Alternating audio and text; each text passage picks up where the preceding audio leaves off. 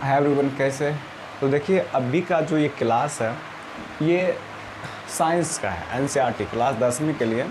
क्योंकि देखिए एक्चुअली ये एनसीईआरटी बुक है और इस एनसीईआरटी बुक को मैं मतलब इसमें कितना चैप्टर है, इसमें 16 चैप्टर है कुल मिला के, फिजिक्स केमिस्ट्री बायोलॉजी, है ना। इसमें तीनों एक ही बुक में है और मैं इसको प्रत्येक दिन बायोलॉजी का हो, फिजिक्स का हो या केमिस्ट्री का हो, जो भी बारी बारी से जो आपका चैप्टर आएगा हम सारे चैप्टर को करवाएंगे, है ना। सारे चैप्टर को करवाएंगे अच्छा से तैयारी, और जितने भी ऑब्जेक्टिव सब्जेक्टिव आएगा, जो वीवीआई है, जो आप लोग को पढ़ना चाहिए, इसमें सारे हम आप लोग को करवाएंगे, ठीक है। तो प्रत्येक क्लास को आप ईमानदारी पूर्वक अच्छा ढंग से समझिएगा, देखिएगा, और जो प्रॉब्लम होगा कमेंट बॉक्स में कीजिएगा या आप जानने का कोशिश कीजिएगा, है ना। और जो वीवीआई क्वेश्चन होगा हम सब करवाएंगे, ठीक है। तो चलिए, ये पहला चैप्टर जो है, फर्स्ट अध्याय जो है, ये कर रासायनिक अभिक्रियाएं एवं समीकरण। तो हम बारी बारी से समझते हैं। देखिए रासायनिक अभिक्रिया किसको कहते हैं। रासायनिक अभिक्रिया आने के हम पहले समझ लेते हैं कि रासायनिक अभिक्रिया है क्या और ये कैसे मतलब होता है। तो हम अपने आसपास में बहुत सारे ऐसे चीज़ देखते होंगे, जैसे कि गर्मी के दिनों में दूध को हम कुछ देर के लिए ऐसे छोड़ देते हैं तो दूध खराब यानी कि दूध फट जाता है ना। या हम श्वास लेते हैं, ये भी एक रासायनिक अभिक्रिया ही है। या हम कहें तो लोहे में जंग लग जाना, ये भी रासायनिक अभिक्रिया है। और भोजन को खाने के बाद पच जाना, ये भी रासायनिक अभिक्रिया है। मतलब जितना भी आप देखते हैं ना, आने के कहने का मतलब ये समझना है कि आप क्लास 9th या आप 8th 7th में आप पढ़े होंगे कि दो चीज़ पढ़े होंगे कि एक होता था परिवर्तन, मतलब एक रासायनिक परिवर्तन, और एक होता था भौतिक परिवर्तन। रासायनिक परिवर्तन का मतलब क्या होता है कि जब जैसे कि मान लीजिए कोई दूध है ना, दूध से दही बन गया, फिर दही दूध नहीं बनेगा, तो ये रासायनिक परिवर्तन हो गया। और एक होता था जैसे कि मोम का पिघलना, मोम पिघल जाएगा तो फिर क्या होगा, पिघल के हम फिर से उसको मोम बना सकते हैं, ये भौतिक परिवर्तन हो गया। या मोम को जलना कहेगा तभी रासायनिक परिवर्तन, क्योंकि जल गया वो। एक जैसे कि मान लीजिए बर्फ़ को पिघलना, बर्फ़ पिघल गया और पिघले हुए बर्फ़ से हम फिर से क्या बर्फ़ बना सकते हैं, है ना। तो ये भौतिक परिवर्तन। लेकिन अभी ऐसा है ना। तो ये चीज़ें क्या हो गया, ये आप लोग पहले पढ़ चुके होंगे। और जितना भी परिवर्तन होता है ना, रासायनिक परिवर्तन, सब रासायनिक अभिक्रिया है ना। कुछ भी परिवर्तन हो रहा है, रासायनिक परिवर्तन हो रहा है, इसका मतलब ये रासायनिक अभिक्रिया हो रहा है। तो रासायनिक अभिक्रिया का हम अब डिफिनेशन समझ लेते हैं। रासायनिक अभिक्रिया जब एक या एक से अधिक पदार्थ मिलकर, है ना, एक नए भिन्न गुण वाले पदार्थ का निर्माण करते हैं तो उसे रासायनिक अभिक्रिया कहते हैं। जब अकेले या किसी अन्य पदार्थ से अभिक्रिया करके एक नए भिन्न गुण वाले पदार्थ का निर्माण करते हैं तो उसे रासायनिक अभिक्रिया कहते हैं। अब जैसे कि मान लीजिए हम मैग्नीशियम,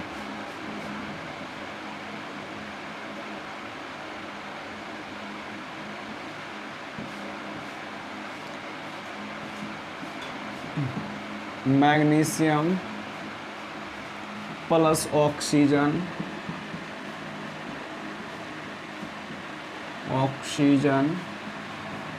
एरो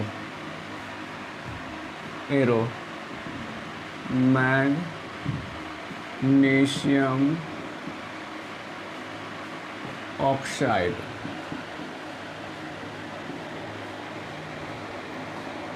देखें यानी कि मैग्नीशियम प्लस ऑक्सीजन एरो क्या बना, मैग्नीशियम ऑक्साइड। और ध्यान रखिएगा ये जो है ना, बराबर का चिन्ह यहाँ पे नहीं। जब भी कोई समीकरण, मतलब जब भी रासायनिक अभिक्रिया होगा, जो उसके फलस्वरूप जो नया पदार्थ बनेगा उसके उससे पहले ये एरो का निशान लगा रहता है, ठीक है। केमिस्ट्री का ये नियम है। तो magnesium plus oxygen arrow magnesium oxide. देखिए ये कुछ और है ना, और ये कुछ और है। तो ये क्या हो रहा है, यानी कि जब एक या एक से अधिक पदार्थ मिलकर, है ना, एक नए भिन्न गुण वाले पदार्थ का निर्माण करता है तो उसे रासायनिक अभिक्रिया कहते हैं। तो इस चीज़ को समझ गए हम। जैसे कि मान लीजिए दूध है ना, दूध से मान लीजिए कि दही बनेगा। दूध एक अपना मतलब दूध के पास अपना एक अलग गुण है, जिससे हम अनेक प्रकार के मिठाइयाँ बना सकते हैं, खीर बना सकते हैं, हलवा बना सकते हैं, सेवई बना सकते हैं, चाय बना सकते हैं, मतलब कुछ भी बना सकते हैं। लेकिन आप दही से चाय नहीं बना सकते हैं, खीर नहीं बना सकते हैं, सेवई नहीं बना सकते, है ना। तो ये दोनों का अपना अपना गुण है। चलिए ये समझ गए। अब थोड़ा और समझते हैं।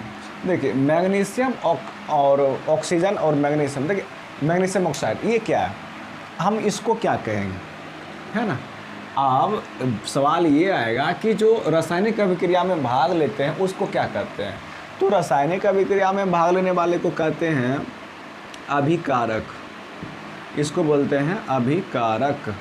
रासायनिक अभिक्रिया में भाग लेने वाले पदार्थ को क्या कहते हैं, अभिकारक। आपसे क्वेश्चन पूछेगा, जैसे कि मान लीजिए एक क्वेश्चन जैसे कुछ भी, मैग्नीशियम का होता है Mg, मैग्नीशियम का होता है Mg रासायनिक सूत्र, और ऑक्सीजन का होता है O2 एरो MgO। तो कहेगा इसमें से बताइए कि अभिकारक कौन है। तो रासायनिक अभिक्रिया में ये भाग लिया है ये दोनों, मैग्नीशियम और ऑक्सीजन, तो ये क्या हो गया, ये आपका हो गया अभिकारक। और पूछेगा कि प्रतिफल कौन है। तो रासायनिक अभिक्रिया के फलस्वरूप बने नए पदार्थ को क्या कहते हैं, प्रतिफल कहते हैं। इसको बोलेंगे हम लोग प्रतिफल, प्रतिफल या उत्पाद, प्रोडक्ट, उत्पाद, ये है ना। तो आप लोग समझे कि मैग्नीशियम ऑक्सीजन जो ये है इस साइड, है ना, समीकरण के जो इस साइड है उसको अभिकारक कहते हैं, और जो अभिक्रिया करके जो नया पदार्थ जो बनाता है उसको प्रतिफल उत्पाद कहते हैं। ठीक है, प्रतिफल या उत्पाद कहते हैं। चलिए ये भी समझ गए। अब हम बात करते हैं कि थोड़ा अब रासायनिक अभिक्रिया में अच्छा एक चीज़ और हम बता दें, रासायनिक अभिक्रिया है ना, तो उसमें देखिए दो चीज़ होता है ना। एक होता है उपचयन, एक होता है अपचयन। उपचयन और अपचयन का जो क्रिया होता है इसको एक दोनों को सम्मिलित रूप को रेडॉक्स अभिक्रिया भी कहते हैं। ठीक है, तो देखिए मान लीजिए कि कभी कभी क्या होता है कि जैसे कि ऑक्सीकरण,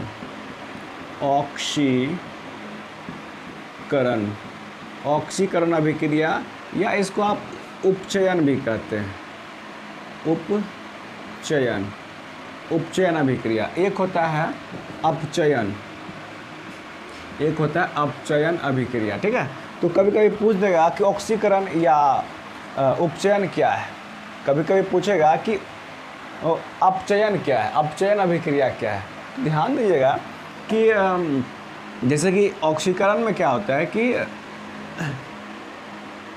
इसमें ऑक्सीकरण में क्या होता है कि ऑक्सीजन जो होता है ना, ऑक्सीजन का योग होता है, यानी कि ऑक्सीजन का योग होता है, और हाइड्रोजन का जो होता है ह्रास होता है। इस बात को थोड़ा सा समझना है कि कहने का मतलब ऑक्सीजन का मतलब ऑक्सीकरण या उपचयन में क्या होता है कि ऑक्सीजन का क्या होता है, योग होता है, और हाइड्रोजन का ह्रास होता है, यानी कि ऑक्सीजन लेता है और हाइड्रोजन क्या करता है, निष्कासित करता है। तो उसको क्या कहेंगे, ऑक्सीकरण या अपचयन। ठीक है, हाँ नहीं सॉरी, ये उपचयन है, उपचयन। ये थोड़ा दिखने में ये उपचयन है। ठीक है, और ये अपचयन है। तो आप लोग क्या समझे, ऑक्सीकरण या उपचयन में क्या होता है कि ऑक्सीजन का योग होता है और हाइड्रोजन का क्या होता है, हाइड्रोजन का ह्रास होता है, यानी बाहर होता है। ठीक है, और अपचयन में क्या होता है, इससे इसका उल्टा है ना। इसमें क्या होगा कि हाइड्रोजन का योग होता है और O2 यानी ऑक्सीजन का ह्रास होता है। समझ रहे हैं। अपचयन में क्या होता है कि हाइड्रोजन का जो होता है योग होता है और हाइड्रोजन का योग होता है और ऑक्सीजन का ह्रास होता है ना। तो ये चीज़ को हम समझ गए। अब हमको समझना होगा रासायनिक समीकरण। ठीक है, अब हमको समझना होगा रासायनिक समीकरण। तो रासायनिक समीकरण को भी समझ लेते हैं।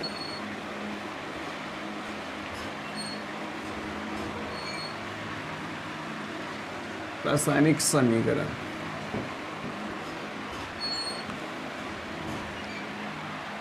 आप लोग से कभी कभी ये क्वेश्चन पूछा जाएगा कि रासायनिक समीकरण किसे कहते हैं, या रासायनिक समीकरण कितने प्रकार के होते हैं, ये ऑब्जेक्टिव में पूछा जाता है। ठीक है, तो देखिए हम रासायनिक अभिक्रिया समझ गए। अब रासायनिक अभिक्रिया को संकेत या सूत्रों के माध्यम से संक्षिप्त निरूपण करते हैं, समझ रहे हैं। यानी कि जब भी रासायनिक अभिक्रिया को हम संकेत या सूत्रों के माध्यम से छोटा यानी कि शॉर्ट में लिखते हैं तो उसको क्या कहते हैं, उसको कहते हैं हम रासायनिक समीकरण, है ना।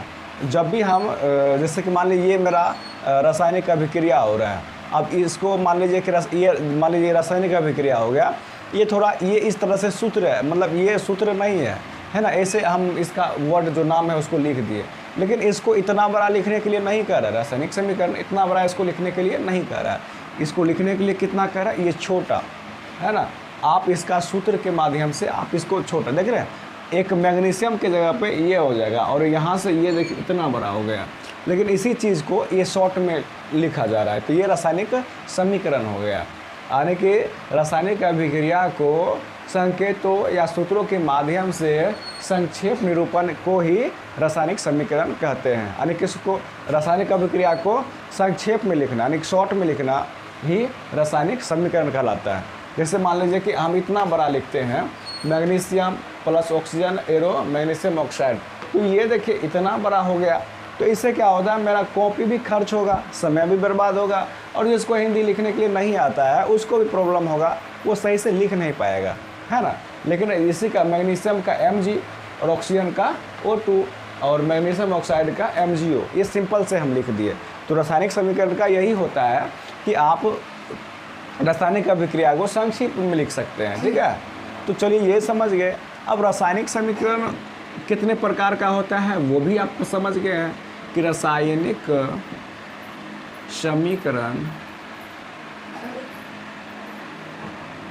समीकरण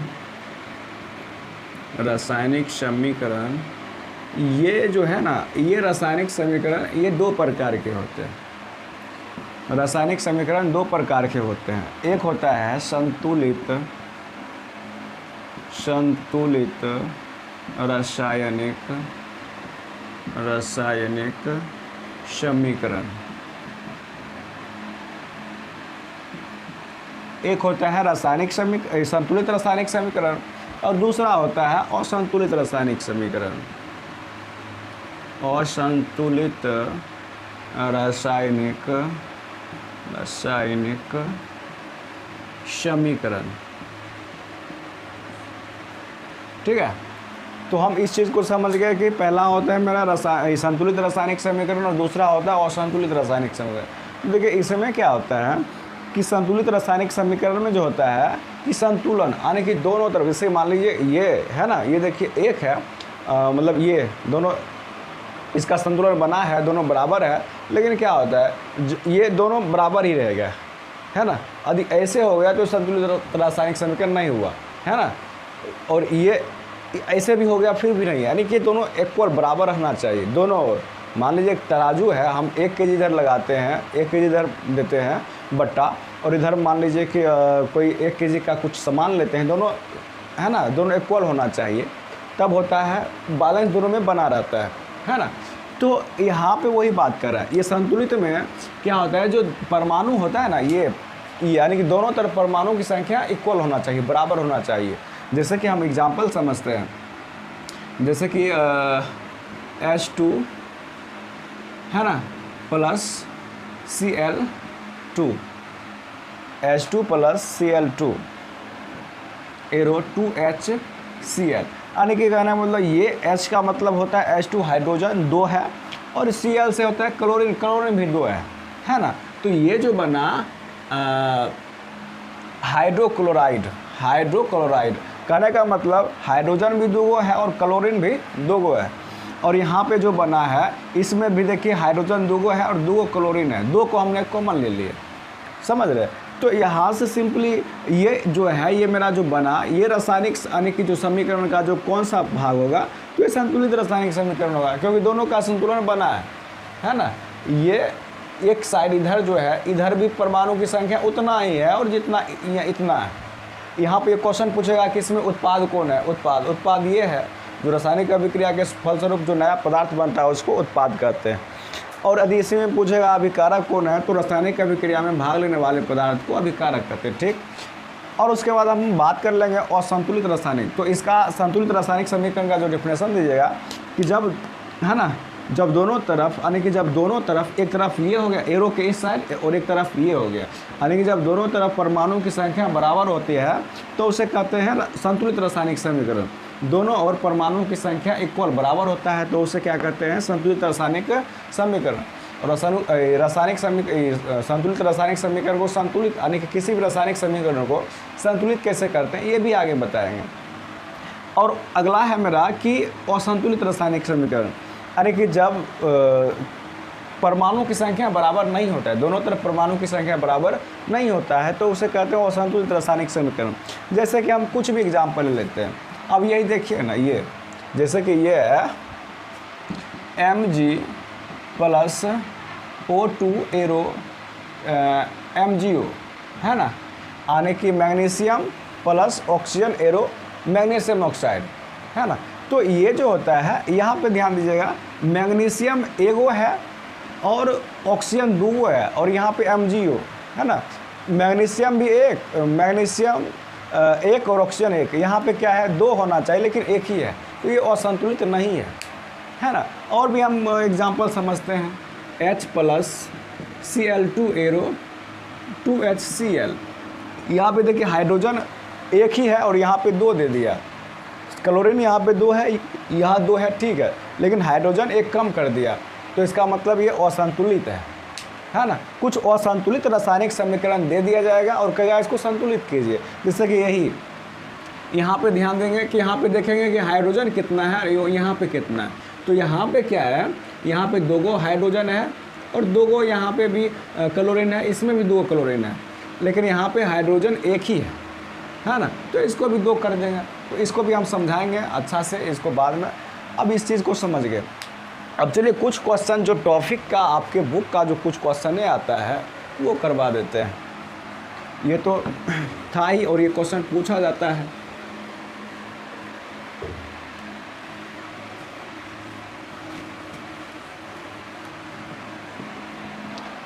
चलिए, तो सबसे पहले हम देखते हैं संक्षारण। संक्षारण अर्थात जंग, है ना। संक्षारण का मतलब होता है जंग, यानी कि जंग लगना ही संक्षारण कहलाता है। और इस संक्षारण में देखिए क्या होता है कि मान लीजिए कि कोई वस्तु, लोहा का वस्तु हो चाहे कोई वस्तु हो, हम उसको खुले ऐसे छोड़ देते हैं तो क्या होता है, उसमें जंग लग जाता है ना। एक ऊपरी परत हवा की, मतलब ऑक्सीजन की नमी में क्या होता है, उस पर एक जो होता है परत चढ़ जाता है, उसी को क्या कहते हैं, संक्षारण, है ना। संक्षारण समझ गए कि लोहे की वस्तु या कोई अन्य वस्तु को ऐसे हम खुली हवा में छोड़ देते हैं तो संक्षारण, यानी कि उसमें क्या होता है, जंग लग जाता है। तो जंग लग जाता है उसी को कहते हैं हम संक्षारण। अधिक क्वेश्चन पूछा जाएगा, बोलेंगे कि लोहे की वस्तु को हम ऐसे छोड़ देते हैं तो हवा के संपर्क में, नमी में आके उसमें एक परत चढ़ जाता है, उसी को कहते हैं जंग या संक्षारण कहते हैं। समझ गए। कभी कभी क्वेश्चन आपसे ये पूछेगा कि हमें संक्षारण से वस्तुओं को या लोहे को हम संक्षारण से कैसे बचा सकते हैं। तो संक्षारण से हम लोहे के वस्तु या किसी वस्तु को हम उसमें पेंट करके बचाया जा सकता है। प्लास्टिक का पेंट कर दीजिए या आप उसमें चांदी का परत, पानी आता है उसको चढ़ा दीजिए, आप किसी भी माध्यम से आप उसको संक्षारण से बचा सकते हैं। ठीक है। कभी कभी क्वेश्चन आपसे ये पूछेगा कि हम लोहे की वस्तुओं को पेंट क्यों करते हैं, है ना। हम लोहे की वस्तुओं को पेंट इसलिए करते हैं ताकि उसकी ऊपरी सतह सीधे वायु के संपर्क में नहीं आए, है ना, और वो उसमें जंग नहीं लग सके, इसीलिए हम लोहे की वस्तुओं को पेंट करते हैं। चलिए ये समझ गए। अब एक क्वेश्चन आपसे ये भी क्वेश्चन पूछता है कि मैग्नीशियम रिबन को जलाने से पहले उसे साफ़ क्यों किया जाता है ना। मैग्नीशियम रिबन को जलाने से पहले उसे साफ़ क्यों किया जाता है। तो देखिए, मैग्नीशियम रिबन को जलाने से पहले उसे साफ़ इसलिए किया जाता है कि यदि हम उसको खुले ऐसे छोड़ देते हैं, अब बहुत दिन से पड़ा हुआ है, तो उस पर क्या होता है कि मैग्नीशियम ऑक्साइड का जो परत उस पर चढ़ जाता है ना, जम जाता है। मैग्नीशियम मतलब मैग्नीशियम का जो रिबन फीता होता है ना, उस पर मैग्नीशियम ऑक्साइड का परत जम जाता है, और जिससे क्या होता है ऑक्सीजन के संपर्क में नहीं आता है, यानी कि उसमें जब हम उसको जलाते हैं तो वो नहीं जलता है। लेकिन क्या होता है मैग्नीशियम ऑक्साइड का जो उस पर परत होता है उसको हम साफ़ कर देते हैं, फिर वो ऑक्सीजन की में सावधानी मतलब आसानी से ऑक्सीजन से संपर्क कर लेता है, और वो वस्तु जो मैग्नीशियम रिबन है वो आसानी से जलने लगता है। तो हमको डिफिनेशन कैसे देना है कि मैग्नीशियम रिबन को जलाने से पहले इसलिए साफ़ करते हैं क्योंकि हम खुले हवा में छोड़ देते हैं तो उस पर क्या होता है मैग्नीशियम ऑक्साइड का परत जम जाता है ना, जिस कारण से वो नहीं जल पाता है। यदि हम उस मैग्नीशियम ऑक्साइड को यदि हम साफ़ कर दें तो वो आसानी से जल जाता है ना। ये क्वेश्चन है। फिर और भी क्वेश्चन पूछा जाएगा। एक क्वेश्चन ये पूछेगा, ये कौन क्वेश्चन है, ये क्वेश्चन है कि जब लोहे की कील को कॉपर सल्फेट के विलयन में डुबोया जाता है तो विलयन का रंग क्यों बदल जाता है, ये भी क्वेश्चन पूछता है। देखिए, लोहे की कील को कॉपर सल्फेट के जलीय विलयन में डुबाया जाता है तो क्या होता है वह कॉपर को विस्थापित कर देता है, और कॉपर को विस्थापित करेगा तो क्या होता है कि आयरन सल्फेट बनता है ना, आयरन सल्फेट बनता है। और आयरन सल्फेट के कारण कॉपर सल्फेट का गहरा रंग क्या होता है तो हल्का मलिन हो जाता है, और जिसके कारण वो हल्के हरे रंग का हो जाता है। समझ गए। तो ये चीज़ होता है कि जब भी क्वेश्चन पूछे जब लोहे की कील को कॉपर सल्फेट के विलयन में डुबाया जाता है तो विलयन का रंग क्यों बदल जाता है। तो लोहे की कील कॉपर सल्फेट के विलयन यानी लोहे की कील को जब कॉपर सल्फेट के जलीय विलयन में डुबाया जाता है तो क्या वो कॉपर को विस्थापित कर देता है, और कॉपर को विस्थापित करने के बाद सल्फेट बनाता है, और आयरन सल्फेट बनने के कारण कॉपर सल्फेट का गहरा रंग हल्का मलिन हो जाता है, और हल्का मलिन होने के कारण वो हल्का हल्का हरा प्रतीत होने लगता है। तो यही कारण है। कभी कभी आपसे ये भी क्वेश्चन पूछेगा कि दहन क्या है ना। तो दहन क्या है, यानी कि कोई पदार्थ वायु की कोई भी पदार्थ ऑक्सीजन की उपस्थिति में जलने के बाद उष्मा और प्रकाश उत्पन्न करता है तो उसे कहते हैं दहन। ठीक है। और देखिए, दहन के लिए 3 शर्तें होती है। पहला तो हो गया कि ऑक्सीजन की उपस्थिति, दूसरा ज्वलनशील पदार्थ की उपस्थिति, और तीसरा क्या होता है लाल फास्फोरस, जो माचिस के तिल्ली में मतलब वो होता है, उसको जब भी हम जला रहे हैं तो वो लाल फास्फोरस है, तो ये होता है। और कभी कभी आपसे क्वेश्चन पूछेगा कि ईंधन क्या है ना, ईंधन क्या है। तो ईंधन वे सभी पदार्थ जो जलने पर उष्मा और प्रकाश उत्पन्न करता है तो उसे क्या कहते हैं, ईंधन कहते हैं। ईंधन देखिए 2 प्रकार के होते हैं। ईंधन कितने प्रकार के, 2 प्रकार के होते हैं। एक होता है प्राथमिक ईंधन, दूसरा होता है द्वितीयक ईंधन। ठीक है। ये ईंधन 2 प्रकार के होते हैं। और कभी कभी क्वेश्चन आपसे पूछेगा कि ईंधन की कितनी अवस्थाएं होती है। अवस्थाएं देखिए 3 होता है, ठोस, द्रव, गैस। तो ये सारे कुछ क्वेश्चन थे जो कि आप लोग से पूछा जाएगा। उम्मीद है कि आप लोग समझे होंगे और समझ गए होंगे। तो प्लीज़ लाइक कमेंट कर दीजिएगा, सब्सक्राइब भी कर दीजिएगा, और थोड़ा सा भी अच्छा लगा होगा तो आप सब्सक्राइब कर लीजिए, ताकि अभी 15 क्लास और भी इसी तरह से बचा हुआ है। सारे क्लास हम लेकर आएंगे। साइंस में आपका 100 में 100 करा देंगे। ठीक है। क्योंकि देखिए 80 नंबर का आपका पूछेगा, है ना, 40 सब्जेक्टिव और 40 ऑब्जेक्टिव, और उसके बाद आपको 20 नंबर तो प्रैक्टिकल यानी कि स्कूल से ही मिलेगा। तो आप, है ना, 100 आ ही जाएगा। तो 95 प्लस का आप टारगेट रखेंगे जो कि आपका आ जाएगा। तो बस वीडियो को देखते रहिएगा, और प्रत्येक दिन अभी से लेकर और जो भी क्लास है सारे क्लास को अटेंड कीजिएगा। तो सब्सक्राइब करके रखिएगा, तभी वीडियो आएगा आपके पास पहुंचेगा, अन्यथा नहीं आएगा तो आपसे मिस हो जाएगा। तो प्लीज़ इतना क्वेश्चन है, और जो भी क्वेश्चन में समझने में प्रॉब्लम हो उसको एक बार नहीं 2 बार रिपीट करके आप, है ना, कॉपी में नोट भी कर सकते हैं, कोई दिक्कत की बात नहीं। तो ठीक है, फिर मिलते हैं अगली क्लास में। Thank you so much.